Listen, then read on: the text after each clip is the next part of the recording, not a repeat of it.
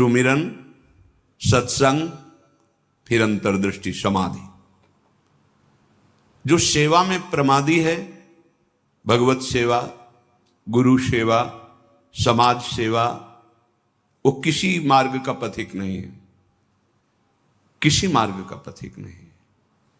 बड़े बड़े महापुरुष जो ब्रह्मबोध हो गए या भगवत तत्व में स्थित हो गए, उनको भी इस भगवत स्वरूप समाज की सेवा करनी ही पड़े। शरीर में जब तक हमारे बल है तब तक हमें समाज स्वरूप, भगवत स्वरूप, गुरु स्वरूप, वो एक ही परमात्मा बैठा है, हमें सेवा में तत्पर रहना है। क्योंकि शरीर से बहुत जन्मों में अशुभ कर्म हुए हैं, उनका क्षय सेवा से होता है। प्रगट शरीर से जब हम सेवा करते हैं, इसका प्रभाव मन पर पड़ता है। जो हम क्रियाएं करते हैं उनका प्रभाव मन पर पड़ता है। यदि अशुभ क्रियाएं हैं तो मन गंदा संकल्प करने वाला मलिन होता चला जाएगा। शुभ क्रियाएं हैं तो थोड़ा पवित्र होता जाए। लेकिन आपकी शुभ अशुभ दोनों से परे क्रियाएं भगवत स्वरूप, तो आपका मन भगवत स्वरूप हो जाएगा। तब अंतर्दृष्टि खुलती है, एक एक इंद्रिय परम पावन हो जाती है। ये 7 बातें पूज्य श्री राधा बाबा आदेश कर रहे हैं, अंतर्दृष्टि खोलने के लिए है। साधक प्राणों की बाजी लगा करके भी इनका कभी उल्लंघन न करे तो 4 अनर्थों का अपने आप नाश हो जाता है। आगे वर्णन आएगा। प्रेम ही अंतर्दृष्टि है। प्रेम नेत्र, हरिवंश नेत्र, हिय के नयन निहार, अंतर्दृष्टि, ये एक ही शब्द के बहुत से पर्यायवाची हैं। प्रेम नेत्र कह रहे, प्रेम न बाड़ी नीपजे, प्रेम न हाट बिकाए, राजा परजा जेहि रुचे, शीस दे ले जाए। समझो, प्रेम ये बाजारू वस्तु नहीं कि खरीद लोगे पैसा देके।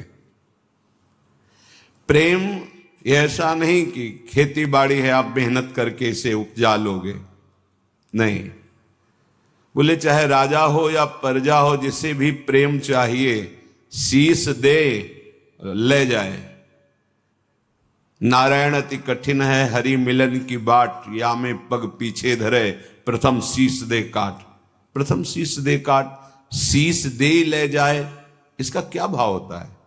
अहम का समर्पण, बिका हुआ मैं हूं, मेरी कोई इच्छा नहीं, मेरी कोई चाह नहीं, अब जो ही कहें करें हम सोई, और जैसा वो करते जोई जोई प्यारो करे, सोई मुझे भावे। बात हो गई। प्रेम नेत्र खुलने का अधिकारी हो गया। ये अहम ही तो नचा रहा है। ये कभी वैराग्य में बैठा लेगा, कभी तपस्या में, कभी भोगों में, कभी प्रमाद में। इसके अनुसार थोड़ी भूमिकाएं बनती हैं भक्ति की या ज्ञान की। आचार्यवाणी, गुरुवाणी, उनकी आज्ञा अनुसार चलने पर हृदय में भूमिकाएं जागृत होती रहती है। ये अहंकारी देहाभिमानी सुधरना ही नहीं चाहता, मनमानी आचरण करना चाहता है। मनमानी आचरणों से ही तो आज तक हम विमुख रहे, सुख से, शांति से, भगवदानंद से। दुख और अशांति, क्लेश और बंधन बार बार यही मन और बुद्धि तो दे रहे हैं। बिल्कुल सत्य बात कह रहा हूं, इसे केवल सुनना ही मत समझ लेना। पूज्य राधा बाबा के वचन, ये 7 आए बिना तुम चाहे प्रेम के प्रवचन कर लो, चाहे सुन लो, प्रेम तुम्हारे हृदय में जागृत नहीं होगा, अंतर्दृष्टि नहीं खुलेगी। श्रीपाद कह रहे अंतर्दृष्टि पश्य वृंदावनस्य, अंतर्दृष्टि से वृंदावन का दर्शन होता है। हमारी देखो बाहर नेत्र तो हैं पर त्रिगुणात्मिका माया के हैं। स्त्री दिखाई देती, पुरुष दिखाई देता है, जड़ दिखाई देता है, चैतन्य दिखाई देता है, अच्छा दिखाई देता है, बुरा दिखाई, ये कुछ नहीं। यहां सब चिदानंद वपु, प्रियाजू की सहचरियां और दिव्य एक पत्ते की कांति के बराबर भी महामहिम वैकुंठ नहीं है। ये वृंदावन है। वृंदावन द्युति पत्र की उपमा को कछु नाही, कोटि कोटि वैकुंठ हो तेसम कहे न जाए। क्यों कि एक एक पत्ते और फूल में मेरी लाडली जू का प्रतिबिंब पड़ता है। पत्र प्रसून बीच प्रतिबिंब ही नख सिख प्रिया जनावे। कहां बैकुंठ में वो सुख, तो सखाओं को भी अच्छा नहीं लगा बैकुंठ का। फिर नित्य प्रिया प्रीतम के अंग सेवी सहचरी भाव अलग। तो वृंदावन अंतर्दृष्टि पश्य। जब तक भगवत साक्षात्कार नहीं हो जाता तब तक बहुत सावधान, इसके बाद सावधान रहने की जरूरत ही नहीं। जैसे मन सच्चिदानंद प्रभु का स्पर्श करेगा फिर इसको विषय सेवन की स्मृति ही नहीं रह जाती। उसे उपरति अवस्था कहते हैं। एक होती त्याग अवस्था, ये साधक करता है, विषयों के प्रति आकर्षण है पर भोगूंगा नहीं क्योंकि मुझे भगवत प्राप्ति करनी है। दूसरी होती वैराग्य अवस्था, भोगों का सानिध्य है, ये भी जानते हैं कि हां ये भोगने में मन बुद्धि कहते हैं कि सुखद है, पर नहीं, वो राग रहित हो रहा है। और एक स्थिति आती है कि भोग सामग्री सानिध्य है, ये भोगने वाली चीज इसकी स्मृति ही खत्म। जैसे विष्ठा देख करके भोगने की खाने की इच्छा नहीं होगी, वमन देखकर खाने की इच्छा नहीं होगी, मलवत वमनवत विश्ववत, ऐसे यहां से लेके ब्रह्मलोक तक के भोगों का उसे त्याग हो जाता है, जिसे उपरति कहते हैं। भोग सामग्री है, भोगने की इच्छा ही नहीं है, ये बोध भी नहीं रहता कि ये भोगना चाहिए, क्योंकि अखंड स्मृति जागृत हो गई आराध्य देव की। पहला, उपासक को शांत लक्षण धारण करना है। काम आ रहा है, क्रोध आ रहा है, कोई गाली दे रहा है, विक्षेप हो रहा है, प्रतिकूलता आ रही, अपमान, अनुकूलता आ रही, सम्मान। शांत का मतलब ना हर्ष न शोक, गंभीर, अंदर से गंभीर शांत। पहला लक्षण अंतर्दृष्टि खोलने के लिए सिद्धांत में भी वर्णन, शांति, रव्यर्थ कालत्वम विरक्तिर्मान शून्यता।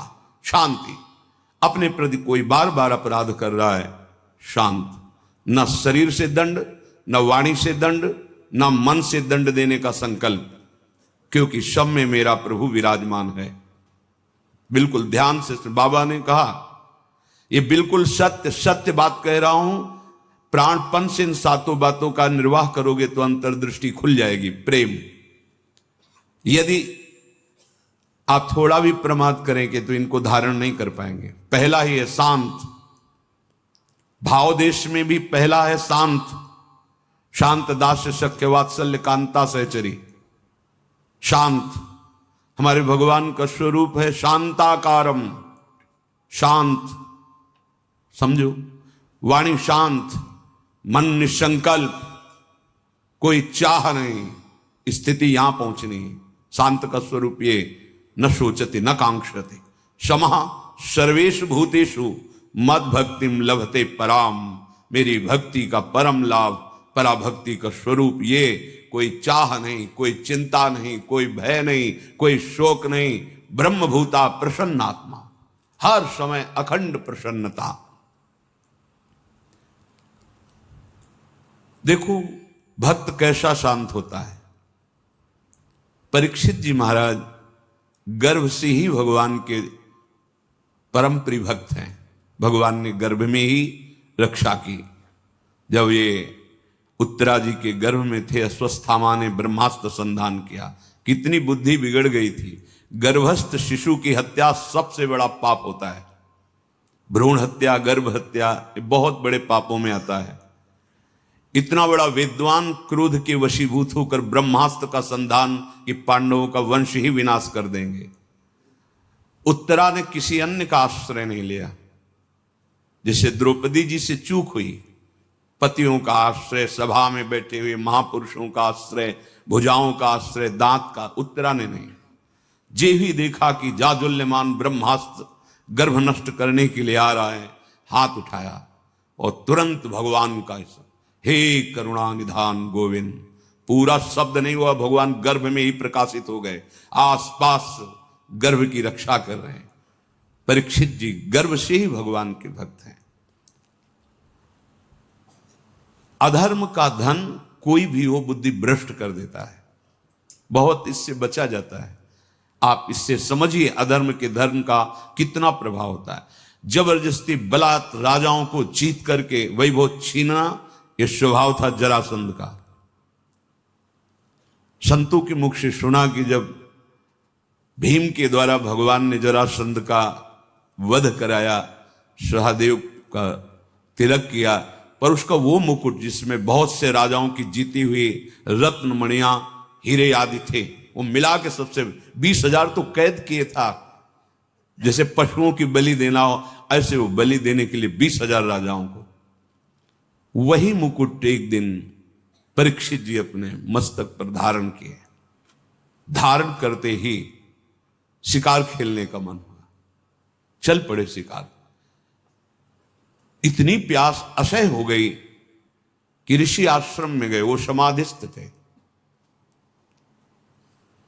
अपने स्वरूप में स्थित थे। कोई है आश्रम में, मुझे बहुत प्यास लगी है। वहां तो समस्त इंद्रियां, मन, बुद्धि सब चेष्टा रहित है, भगवत स्वरूप में एकदम डूबे हुए, बाहर से शांत एकदम। कोई चेष्टाएं न सुना रही न दिखा रही, कोई इंद्री काम नहीं करेगी, क्योंकि सौम्य अवस्था को प्राप्त समाधिस्थ महापुरुष। पता नहीं कैसे ऐसी बुद्धि बदल गई इतने बड़े महाभागवत की। उपेक्षा करके बाहर निकले, देखा एक मरा हुआ सर्प पड़ा था, ऐसे धनुष की नोक से उठाया और ऋषि के गले में डाल दिया। महत अपराध है। साधु का उपहास या इस तरह की चेष्टाएं, उनको इसका भी पता नहीं चला, तो शांत अपने स्वरूप में स्थित हैं। कुछ ब्रह्म ऋषि कुमार देखे कि राजा परीक्षित अंदर गए थे, बाहर गए तो कोई बात ही क्या, वहां गए तो देखा समाधिस्थ थे, उनके गले में मरा हुआ सर्प। तो ऋषि कुमार दौड़ते हुए श्रृंगी ऋषि जहां स्नान कर रहे थे वहां गए और कहा, राजा परीक्षित ने बड़ा उपहास किया, आपके पिताश्री का एक मरा हुआ सर्प गले में डाल दिया। इतनी बड़ी सामर्थ्य कैसे कि समाधिस्थ मेरे पिता का अपमान। तो क्या उन्होंने समझ लिया कि राजाओं के पास ही बल होता है, ब्रह्म ऋषियों के पास बल नहीं होता? नौ किशोर अवस्था है श्रृंगी ऋषि की, उसी जल से आचमन किया और कहा, आज मैं दिखाता हूं कि ब्रह्म ऋषियों का बल क्या होता है। इसने मरा हुआ सर्प मेरे पिता के गले में डालकर एक ब्रह्म ऋषि का अपमान किया। मैं शाप देता हूं, आज के 7वें दिन तक्षक सर्प इसे डसेगा और कोई त्रिभुवन में नहीं बचा पाएगा। ऐसा ही हुआ और दौड़ करके आए और पिता के गले में लग गए। जब वो बहुत देर लिपट के रोए से, तो धीरे धीरे वृत्ति बाहर आई। क्या हुआ, क्यों रो रहे हो? उनका, ये परीक्षित आए हुए थे और आपके गले में मरा हुआ सर्प डाला, आपका अपमान किया। नहीं नहीं, देखो इसमें क्या अपमान होता है?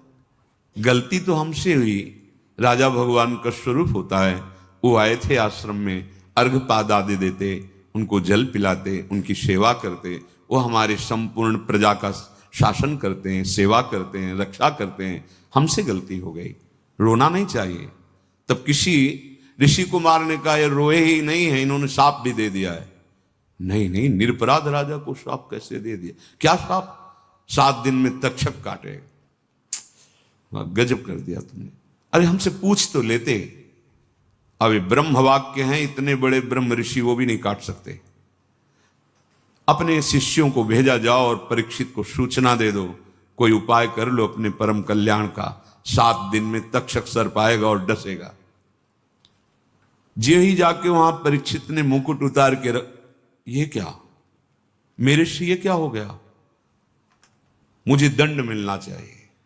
बहुत पश्चाताप करें, ऐसा उपहास कैसे कर दिया, ऐसा अपराध कैसे कर दिया। इतने में वो शिष्य पहुंचे और कहा, महाराज आपने जो गले में सर्प डाला, बालक होने के कारण श्रृंगी ऋषि ने आपको शाप दे दिया है। निश्चित आपको 7वें दिन महाभयंकर विषधारी तक्षक आएगा और डसेगा, आपको कोई नहीं बचा सकता। आप उपाय कर लीजिए भगवत प्राप्ति का। बहुत हृदय शीतल हुआ। वर्णन है, एकदम हृदय में शीतलता हुई, प्राश्चित हो गया। तत्काल सर्वस्व का त्याग, सम्राट पद पर जन्मेजय का तिलक और गंगा के किनारे का 7 दिन तक भगवान सुखदेव जी के द्वारा गाई हुई भगवत चर्चा श्रवण की और बीच में प्रार्थना की थी कि भगवान आप चिंता मत कीजिए, ये भूख और प्यास मुझे अब परास्त नहीं कर सकती। जिस प्यास से पीड़ित होकर के हमने गले में सर्प डाला था, आज उसी प्यास को मैं पराजित कर रहा हूं आपके श्रीमुख से सुने हुए भगवत वचन। विचार करो, इतने बड़ा श्राप सुनने के बाद उनके हृदय में कोई शोक नहीं, शांत हृदय, 7 दिन कुछ खा पी नहीं रहे, शांत हृदय। भक्त का हृदय शांत होता है। उनके गले में सर्प डाला हुआ शांत नहीं हुए, कोई बात नहीं। अगर हम भगवत दर्शन करना चाहते हैं, महासुख में निमग्न होना चाहते हैं, दुख मिटाना चाहते हैं, तो शांत होना स्वभाव में लाएं। अशांत स्वभाव नहीं। अशांतस्य कुतः सुखम। अशांति अगर हृदय में होगी तो बहुत पाप बन जाएंगे, कड़ुआ बोलोगे, गंदे आचरण बन जाएंगे, हिंसादि दोष भी उत्पन्न हो सकते हैं। इसलिए पहला अंतर्दृष्टि खोलने के लिए शांत, हमारा भाव भी पहला शांत भाव। ये मार्ग का पथिक भी शांत मार्ग का पथिक है। शांत शब्द को पकड़ो, अशांति अंदर से है दबा लो। नाम जब कर रहे हो ये सब मिट जाएगी। बाहर से तुम्हें पहले शांति लानी, बाहर की क्रियाओं में किसी भी तरह से किसी द्वंद्व में तुम्हें अशांत नहीं होना है। वो तभी हो सकता है जब आप लक्ष्य बना लियो भगवत प्राप्ति, तभी सह सकते हो, कोई बात नहीं। भगवान इसकी बुद्धि में बैठ करके हमारे को सहनशीलता सिखा रहे हैं, इसीलिए निंदा कर रहा है, अपमान कर रहा है, अवहेलना कर रहा है। भगवान के द्वारा प्रेरित है या कोई कर्म हमारा क्षय हो रहा है, शांत। दूसरा है आराध्य देव के भजन के सिवा कोई भी एक क्षण व्यर्थ न जाने पावे। अव्यर्थ कालत्वम, कबहू काल वृथा नहीं जाए। सेवक जी महाराज पकड़ो, अंतर्दृष्टि प्राप्त महापुरुष ही जीवन मुक्त कहा जाता है। पकड़ो, कोई भी क्षण भजन के बिना ना जाए। शरीर से सेवा हो रही और अंदर ही अंदर नाम जब चल रहा है, प्रभु के लीला रस से भरे हुए पद गुनगुना। कितना सहज सरल भगवदानंद प्रदान करने का हमें साधन मिल गया गुरु कृपा से। सेवक शरण सदा रहे, अनत नहीं विश्राम। कैवाणी हरिवंश